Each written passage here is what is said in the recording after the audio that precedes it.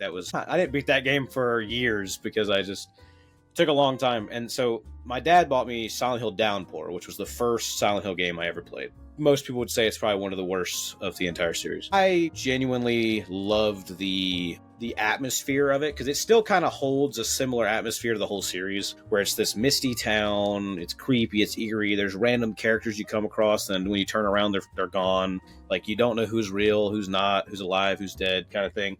And that's just like this weird kind of vibe that it always had. So that made me fall in love with like horror games. So then the first horror game that I played after Silent Hill Downpour was The Evil Within, and it was fresh. It just come out. And it was such a interesting like melding of Resident Evil and Silent Hill, and I actually really liked that. Because it was like the RE4, RE5 style Resident Evil mixed with like elements of Silent Hill as far as like the psychological horror.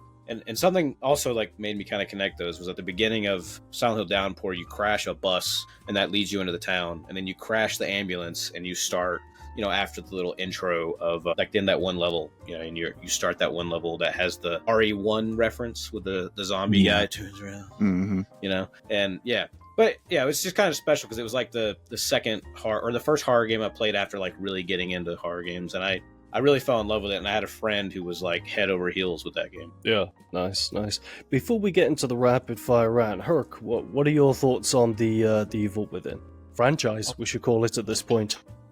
Yeah, I like it. Anytime we talk about The Evil Within, I talk about how I wish we would get a new one, because I liked one, I liked two, and I agree whenever I post about Evil Within, either people are hating on the second one or the first one. It's always one or the other. Yeah. And I'm like, they're both good. Pretty they divisive. both have their issues, but they're both great horror games, and I wish we could get more of them.